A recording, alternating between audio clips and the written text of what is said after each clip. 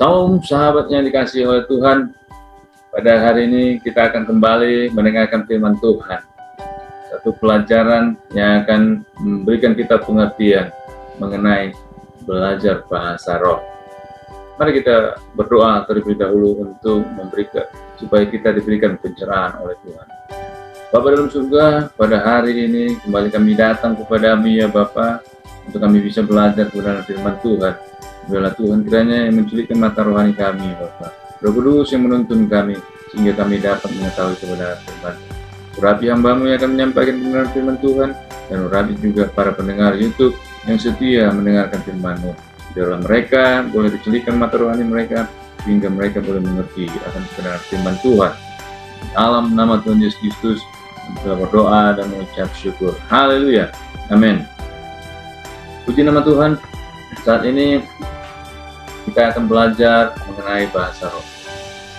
Kalau kita lihat, ada banyak perdebatan mengenai bahasa roh dan penggunaan bahasa roh dalam peribadatan. Gereja yang mengutamakan bahasa roh di dalam peribadatan menganggap bahwa adalah sebuah keharusan menggunakan bahasa roh ketika beribadah. Namun bagi gereja yang tidak memiliki doktrin demikian, menganggap bahwa bahasa roh tidak sepantasnya dipertontonkan di saat ibadah. Ada banyak argumen yang disampaikan dari pro dan kontra terhadap penggunaan bahasa roh ini. Di samping itu, ada banyak juga orang yang ingin tahu mengenai bahasa roh sampai ingin mempelajarinya. Makanya gak heran para sahabat membuka YouTube ini pastinya hanya ingin karena penasaran, ingin belajar bahasa roh. Memang judulnya belajar bahasa roh. Ya, semoga saja tidak demikian ya. Bagi Anda yang ingin belajar bahasa roh, saya akan tunjukkan bahasa roh yang dimaksud, yang sesuai dengan firman Tuhan.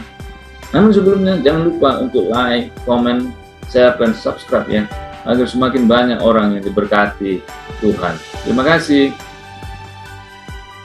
Yesus Kristus adalah Tuhan. Mari kita sebarkan berita ini untuk menjangkau jiwa-jiwa. Jangan lupa di subscribe dan share ya, agar nama Yesus semakin dikenal. Terima kasih. Sahabat yang dikasihi Tuhan, saya percaya sesuai dengan kebenaran firman Tuhan, bahasa roh itu masih ada. Dan ini merupakan salah satu karunia roh yang disampaikan Paulus kepada jemaat di Korintus. Tapi bahasa roh yang bagaimana yang dialami oleh orang-orang saat ini, itu bukanlah urusan kita untuk mengetahuinya, karena bagi saya itu tidak penting, karena akan menghakimi. Yang penting bagi saya saat ini adalah berusaha untuk memahami karunia roh ini dengan baik, agar setiap orang yang menerapkannya sesuai dengan firman Tuhan. Panduan kita sudah jelas, yaitu firman Tuhan yang ada di Alkitab. Kalau ada orang yang mengatakan bahwa bahasa roh adalah karunia yang terutama yang harus dimiliki dan bisa dipelajari, ini jelas merupakan sebuah hal yang tidak alkitabiah, karena tidak ada ayat yang mendukung kalau ingin mencari ayatnya. Paulus jelas menyampaikan kepada kita di dalam 1 Korintus 14 ayat 1, agar mengejar kasih dan mengusahakan karunia-karunia, terutama karunia bernubuat. Paulus lebih suka kalau kita bernubuat dan bukan berkata-kata dalam bahasa roh. Sebab orang yang bernubuat lebih berharga daripada orang yang berkata-kata dengan bahasa roh, kecuali kalau orang itu juga menafsirkannya, sehingga jemaat dibangun. 1 Korintus 14 ayat 5. Kalau kita mengejar bahasa roh seperti yang saudara inginkan, buat apa? Apakah hanya untuk pamer kepada jemaat bahwa ada tanda dipenuhi oleh Roh Kudus di dalam diri kita? Paulus menyampaikan bahwa karunia bahasa roh adalah untuk membangun diri sendiri, karena bahasa roh digunakan sebagai alat komunikasi dengan Tuhan dengan bahasa yang tidak terucapkan. Kalau bahasa roh digunakan di dalam jemaat, maka harus ada yang mengartikannya. Garis bawahi ya, ada yang mengartikannya. Kalau tidak, semua akan sia-sia dan tidak memiliki arti apa-apa. Itu pun harus dilakukan dengan tertib dan teratur. 2 atau 3 atau paling banyak 3 orang yang dilakukan secara bergantian. 1 Korintus 14 ayat 27 mengatakan, jika ada yang berkata-kata dengan bahasa roh, biarlah 2 atau sebanyak-banyaknya 3 orang, seorang demi seorang, dan harus ada seorang lain untuk menafsirkannya. Jadi firman Tuhan sudah jelas mengaturnya, dan kita jangan mengada-ngada dengan membuat aturan sendiri. Sekali lagi saya menyampaikan bahwa bahasa roh adalah salah satu karunia yang diberikan Tuhan kepada seseorang. Kalau kita lihat 1 Korintus 12 ayat 4-11, disampaikan kepada kita ada 9 karunia Roh Kudus, dan salah satu diantaranya adalah karunia berbahasa roh. Yang namanya karunia berarti kita tidak bisa memaksa Tuhan untuk memberikannya kepada kita. Jelas firman Tuhan mengatakan di dalam 1 Korintus 12 ayat 11, tetapi semuanya ini dikerjakan oleh Roh yang satu dan yang sama, yang memberikan karunia kepada tiap-tiap orang secara khusus, seperti yang dikehendakinya. Kita garis bawahi, seperti yang dikehendakinya. Artinya, kita diberikan karunia sesuai dengan kedaulatan Tuhan.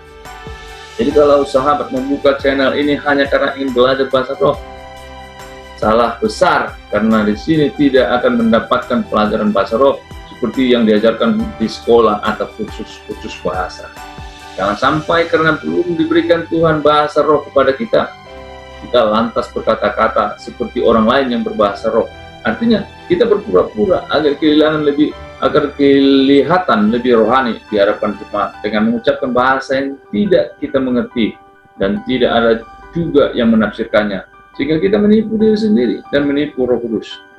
Kiranya pelajaran bahasa roh hari ini sampai di sini. Kalau ada yang ingin bertanya mengenai karunia Roh Kudus ini, dapat ditulis di kolom chat yang ada di YouTube sahabat. Tuhan Yesus memberkati kita semua. Amin. Mari kita berdoa. Puji nama Tuhan, ya Bapa di surga, pada hari ini kami boleh dicerahkan kembali, diculikkan mata rohani kami, agar supaya kami mengerti mengenai karunia-karunia yang Engkau berikan kepada kami. Biarlah Tuhan, kami boleh Tuhan memahaminya secara hukum-hukum yang sudah Engkau berikan kepada kami. Biarlah karunia berbahasa roh kami dapat terapkan sesuai dengan firman Tuhan yang mengajarkan kami untuk tertib dan teratur, ya Tuhan.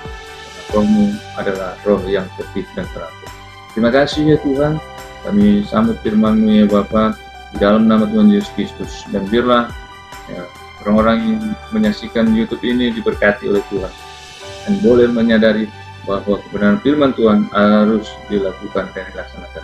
Terima kasih ya Bapa, di dalam nama Tuhan Yesus Kristus kami telah berdoa dan mengucap syukur. Haleluya.